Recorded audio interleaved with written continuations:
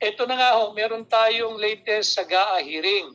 Yung ating pong kaso sa Korte Suprema, nagpadala po ng notice kanina sa ating mga abogado ang Korte Suprema. At yan nga ho, ay pinapaalalahanan ang magkabilang panig, tayo yung mga petitioner sa ating mga abogado at yung respondent yung gobyerno. Matatandaan ho ninyo, huwag nating kalimutan yung ating 2025 national budget na ating pong kinikwestiyon sa Korte Suprema.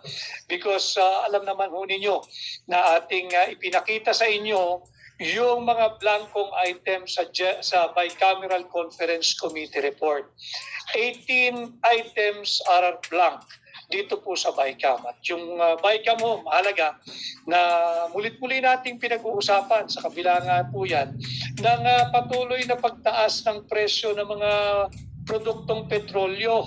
Hindi pwedeng hindi pag-usapan itong kaso natin na nakabinbin sa Korte Suprema, yung sa patungkol sa unconstitutionality and yung pagiging invalid ng 2025 national budget. Alam mo ninyo, ang kasong ito ay nagmula nung ating ipinakita kasama ang congressman ng 3rd District ng Davao, si Congressman Isidro Sid Ungab. Mabuhay ka, Kong Sid Ungab. Nung ating ipinakita kasama si Pangulong Rodrigo Duterte, yung mga blanco sa Bicameral Conference Committee report. 18 items po ang blanco. 18 items ang blanco at ang kahalagahan po ng Bicameral Conference Committee report, ito po yung ulit-ulitin ko nagsisilbing pundasyon o basihan ng ating taunang national budget. Pero yun nga, ating kine-question sapagkat paano ka nakapagpasa ng 6.325 trillion na annual budget for 2025 kung panay blanco yung Bicameral Conference Committee report. Kine-question natin, paano kayo nakapagpasa ng isang 6.325 trillion, hindi po billion, trillion pesos budget.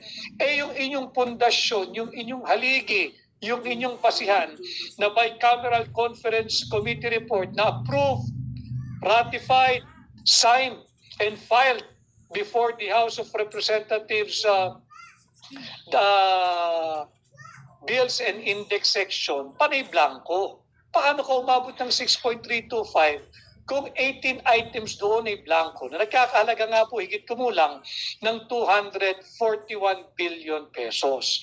Yan po yung update natin na ang pinasasagot po magiging pamunahin na issue pagdating po ng hearing ng May 19. Marami pong nagtatanong, hindi po tuloy bukas yung hearing, yung oral argument patungkol dito sa what I describe as unconstitutional, invalid, immoral, and illegal 2025 national budget.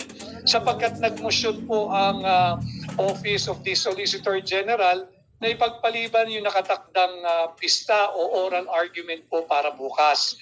In fact, 3 araw po yan, April 1, 2, and 3, ang una pong itinakda ng Korte Suprema. Subalit dahil po sa motion ng Office of the Solicitor General, ipinagpaliban po ng Korte Suprema at ito po ay nausog at gagawin sa May 19, 2025. Ang notice po ay pinaghahanda ang parehang partido, ang petitioners, tayo po yun, sa pangunguna ng ating mga magagaling na abogado, at ganun din po yung respondents. Nakasentro po yung usapin sa dalawang bagay.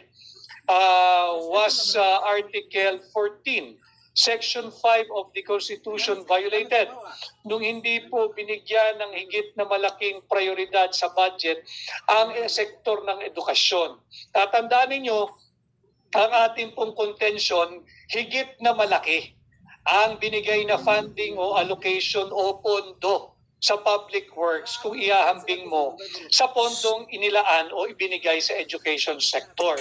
Mahigit 1 trillion po yung ibinigay kabuuan sa public works sector. Samantalang sa education sector, 900 plus billion lamang.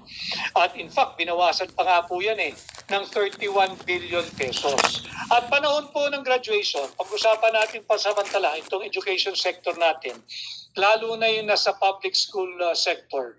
Alam mo ninyo, Sa kabila ng findings nga nung EDCOM2 report, yung Second Congressional Commission on Education, na kung saan sinasabi dito na 25% ng kabataang Pilipino na may edad 3 hanggang 4 na taong gulang ay malnourished, mga gutom, kulang sa nutrisyon. At bukod dyan,